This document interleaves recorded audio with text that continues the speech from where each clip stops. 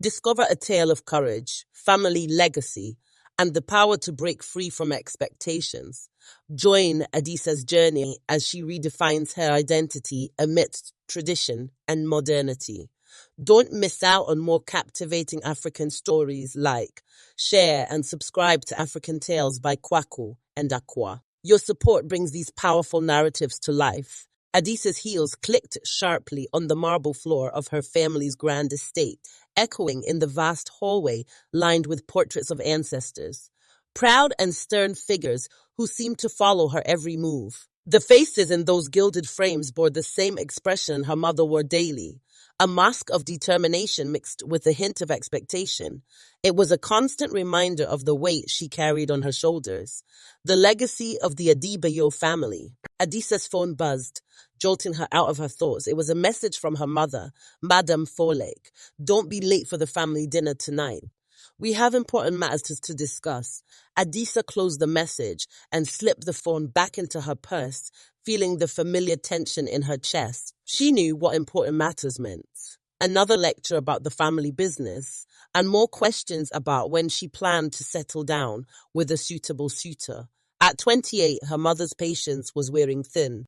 As the city skyline blurred by outside the tinted windows of her car, Adisa's thoughts drifted to the only place where she felt free.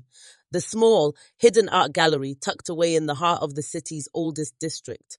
Unlike the rest of the bustling metropolis, this neighborhood had resisted modernity's relentless advance. Here, ancient buildings stood proudly among modern boutiques, and traditional market women chatted amiably with trendy coffee shop owners. It was a blend of the past and present, just like her. Her fingers itched to feel the texture of canvas and paint, but today was not a day for indulgence. She had too many responsibilities, and the demands of her family were as relentless as the scorching midday sun. As she arrived at the gallery, a wave of tranquility washed over her. She always felt different here. Less the dutiful daughter and more the woman she secretly wanted to be. Her gaze fell on a particular painting she had seen many times before, a depiction of a woman standing on a cliff, arms spread wide as if embracing the wind. The artist's name was simply Nee. His work had captivated her ever since she discovered it. It was then that she noticed a man quietly observing her from a distance, a man with a calm yet intense presence. His clothes were simple, almost out of place amid the affluent patrons, but his eyes, sharp and enigmatic, were like those of a man who had lived many lifetimes. He nodded to her, as if recognizing a kindred spirit, before disappearing into the crowd. Dinner that evening was a grand affair. The dining hall was aglow with chandeliers, casting their soft light over a long polished mahogany table. The room smelled of rich spices and roasted meat, and servants moved swiftly, ensuring every plate was immaculate. Adisa sat at the far end, directly opposite her mother, Madame Folek. Her mother began, in that authoritative yet gentle tone that masked iron will, "I've spoken with Mr. Ayodele. He's very interested in our family's new project, and he has a son, well-educated, handsome, and of impeccable lineage. A match like this would be perfect." Adisa's fingers tightened around her fork. She knew her mother meant well, but it was always the same conversation. Marry well, secure alliances, and ensure the continuation of their name. Her thoughts wandered back to the gallery, to the stranger's piercing gaze. She suddenly wondered what he would think of this suffocating display. "I'll think about it, mother," she replied, forcing a smile. It was the same answer she had given countless times, and they both knew it held no real weight. Her mother's face hardened. "You're not getting any younger, Adisa. Our family's reputation is not something you can take lightly. We've built this business over generations, and you have a duty to continue what your father started." Adisa felt her heart tighten. Her father, the late Chief Adebayo, had been a formidable man, a symbol of strength and tradition. Everyone said she had inherited his intelligence, his shrewd business sense, but she often wondered if he would have been as relentless as her mother. Would he have allowed her to chase life of art, far removed from boardrooms and family obligations? A week later, Adisa found herself back at the gallery, unable to resist the pull of that world. She had grown curious about Nai, the artist who seemed to capture emotions she didn't dare express herself. Today, the gallery was almost empty, and to her surprise, there he was, Nia himself, hunched over a canvas in the far corner. "You're Adisa Adebayo, aren't you?" he said without turning around. His voice was deep, almost musical, with a lilt that hinted at a background far removed from wealth and privilege. Adisa hesitated. "Yes, how did you know?"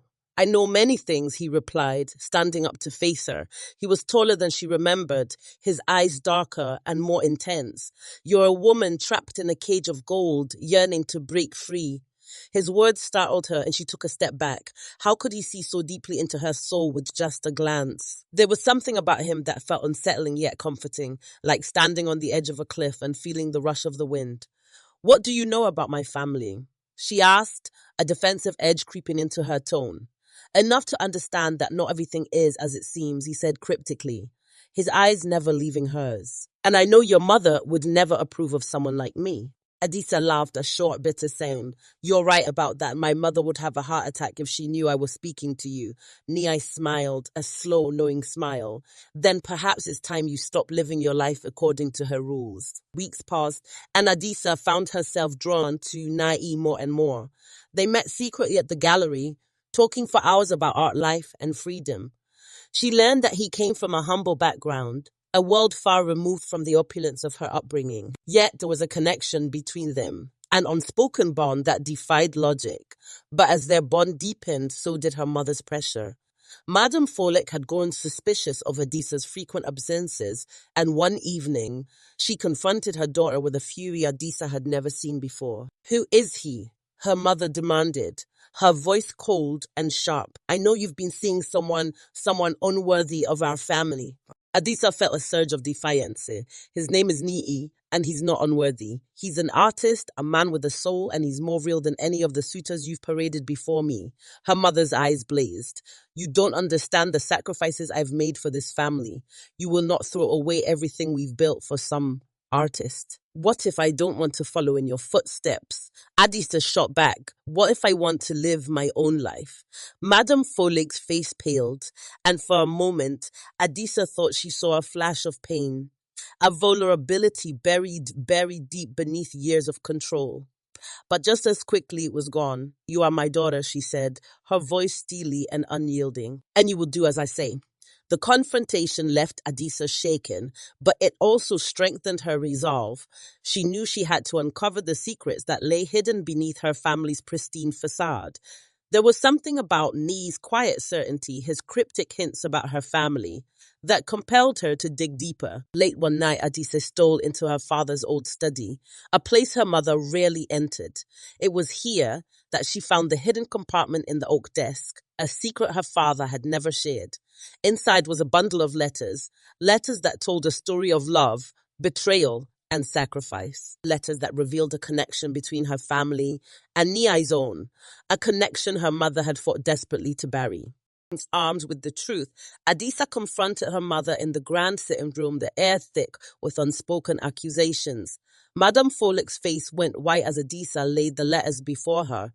"Is this why you've tried so hard to control me?" Adisa demanded. "Is this why you've kept me away from Niai?" Her mother's composure crumbled, and she sank into a chair, her eyes filled with a sorrow Adisa had never seen. "I did what I thought was best," she whispered, her voice trembling. "I wanted to protect you from the same mistakes I made, from the shame of a broken heart." Adisa knelt before her mother, her anger fading into something softer, understanding perhaps, or compassion. "I'm not you, mother," she said gently. "I have to find my own way, make my own choices." Madame Folek's eyes filled with tears, and for the first time in her life, she reached out and took her daughter's hand. "Then promise me, Adisa, that you will be stronger." Adisa's grip on her mother's hand tightened as the weight of the moment settled between them. There was a fragile understanding that the old ways were no longer enough to hold her. Madame Folek, for all her rigidity, was not unbreakable, just human, and in her own way frightened of losing the legacy she had fought to protect. "I promise, Mother," Adisa said, her voice steady but gentle. "But strength doesn't come from living a life that isn't mine. It comes from finding my own way." The room felt different now, softer, as if a barrier had finally lifted. Madame Folek, still clutching the letters with trembling hands, nodded slowly, a single tear rolling down her cheek. She looked smaller, diminished, but also relieved, perhaps for the first time in decades. She was allowing herself to be vulnerable. "I'll need time," she said quietly, her voice barely above a whisper. "Time to understand, to accept that you won't be following the path I imagined." Adisa's heart swelled with a mixture of love and sorrow. "Take all the time you need, but know that I'm not turning my back on our family. I'm simply choosing a life that aligns with who I am." For the first time in as long as she could remember, Adisa saw a hint of a smile on her mother's face. It wasn't a smile of victory or control, but of acceptance, a tentative peace between them. Over the next few weeks, Adisa felt a subtle shift in her world. Her mother didn't immediately approve of her relationship with Nai, but the outright hostility was gone, replaced by a wary silence. Adisa continued to visit the gallery, spending hours in conversation with Nii, and for the first time in her life, she felt truly seen. Nii had his own story to tell. As they spent more time together, Adisa learned that his family had once been closely connected to hers. A bond severed by old betrayals and secrets buried long before either of them was born. His grandmother had been a close friend of Adisa's late father, and Niai had grown up with stories about the Adebayo legacy, tales of ambition and sacrifice that resonated deeply with his own struggles. "I always knew there was something more to your family," Nai confessed one evening, his fingers tracing the edges of a new canvas. "But I never expected it to be this intertwined with my own past." Adisa's eyes were soft with understanding. "Maybe that's why we found each other," she said quietly, "to rewrite the story that was left unfinished." Niai smiled, but there was a shadow of doubt in his eyes. "And if rewriting it means confronting what your family has tried to hide, then I'll confront it," Adisa said firmly. "No more secrets." As Adisa grew more confident in her choices, rumors began to circulate within the city's elite circles. Madame Folick had stopped attending society functions, and the whispers of discontent among the family's business associates grew louder. Adisa's determination to involve Nie in her life, not as a hidden lover but as an equal, drew the scrutiny of the wealthy suitors her mother had once championed. There was pressure from all sides. The business was still tied to the expectations of a community that thrived on alliances and arranged marriages, and the weight of her family's legacy pressed down on her shoulders like a vice. One evening, at a lavish charity gala, Adisa faced the ultimate test. It was a night to honor her family's contributions to the community, a night that, by all accounts, should have been a celebration of her achievements and future. But as she stood on the stage, the speech her mother had prepared for her clutched in her hand, Adisa knew she could no longer play the role expected of her. She glanced at Nai, who stood at the back of the crowded hall, his eyes steady and unwavering. Taking a deep breath, she folded the speech and slipped it into her pocket. It was time to speak from the heart.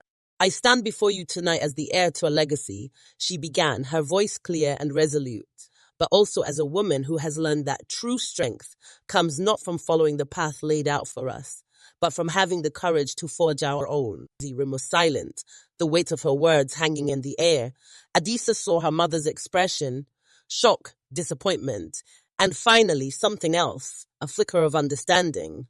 "My family has always valued tradition," Adisa continued, "but we must also value the courage to change, to embrace new beginnings, and to acknowledge that the future we create is more important than the past we cling to."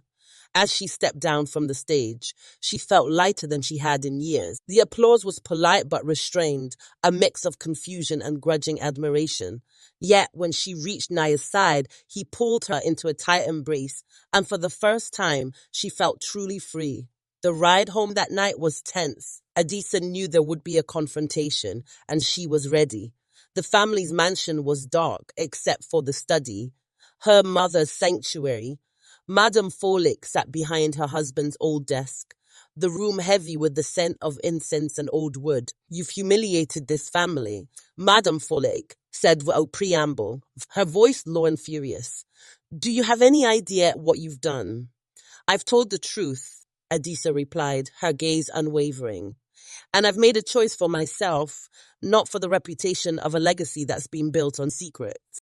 Her mother's hands trembled as she rose, eyes blazing with an anger that masked deep hurt.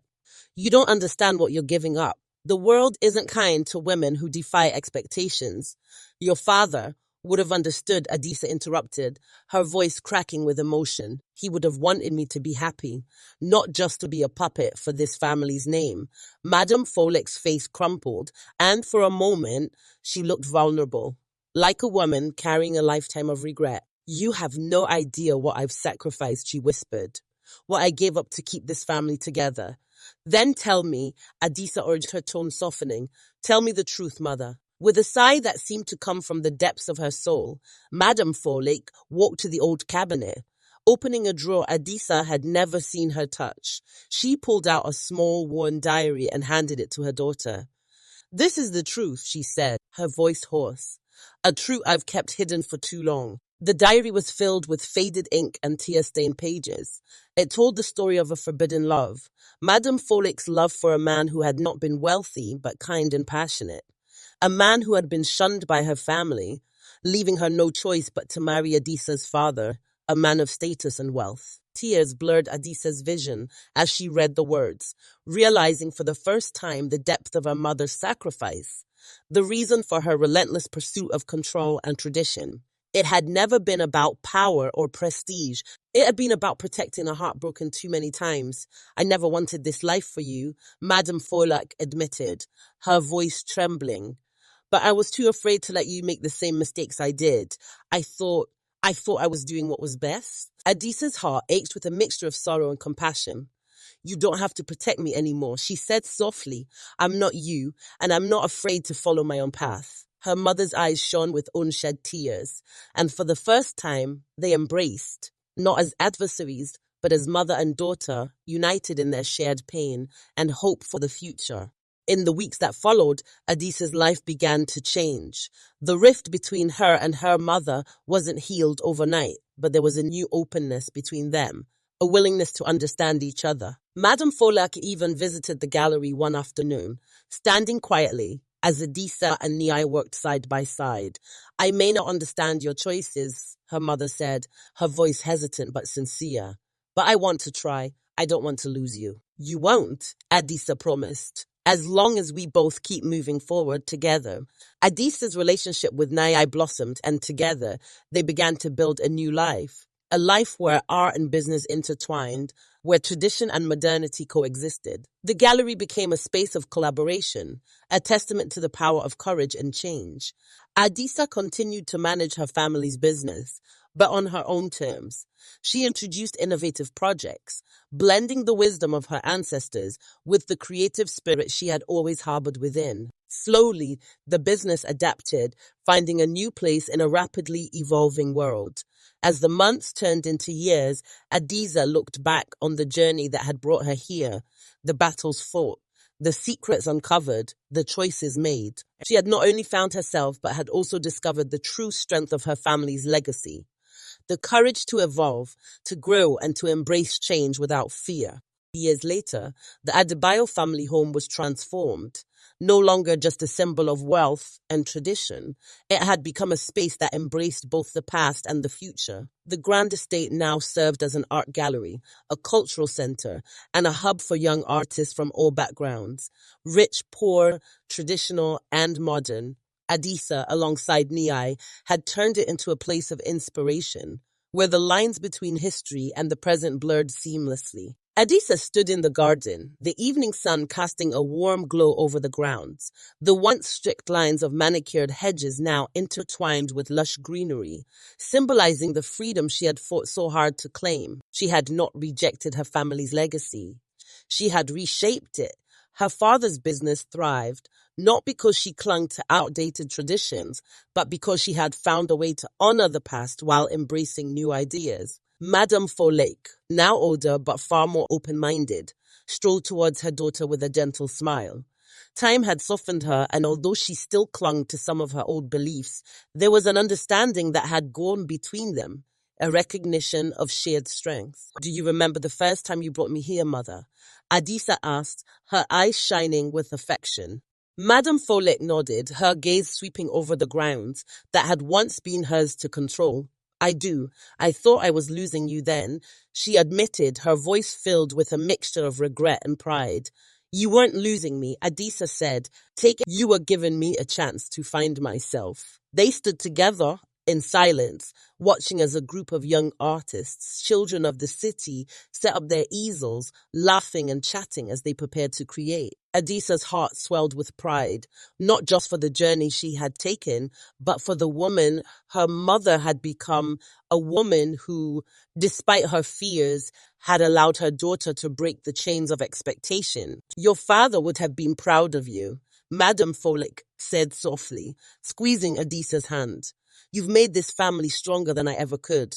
Adisa smiled, a tear slipping down her cheek. He would have been proud of both of us. Niai joined them then, his eyes warm as he placed a comforting arm around Adisa's shoulders. The three of them, artist, daughter, and mother, stood together, united by a love that had been tested and found unbreakable. As the sun dipped below the horizon, casting the garden in a golden glow, Adisa felt a profound sense of peace. The weight of expectation had not vanished, but it no longer suffocated her. She had found her place, not by denying her roots, but by allowing them to grow in new directions. The Adebayo family's story had not ended. It had simply begun a new chapter, a chapter where tradition and modernity danced together in harmony, where courage overcame fear, and where love, in all its imperfect forms, became the legacy they would leave behind. And as the first stars appeared in the twilight sky, Adisa knew that she had finally found her truth, not as the obedient daughter, nor as the rebellious artist, but as a woman who had embraced the complexity of her identity, a woman who had rewritten the narrative of her family, one bold choice at a time. She looked at Nai and her mother, and with a smile that spoke of hope and promise, she whispered, "This is just the beginning."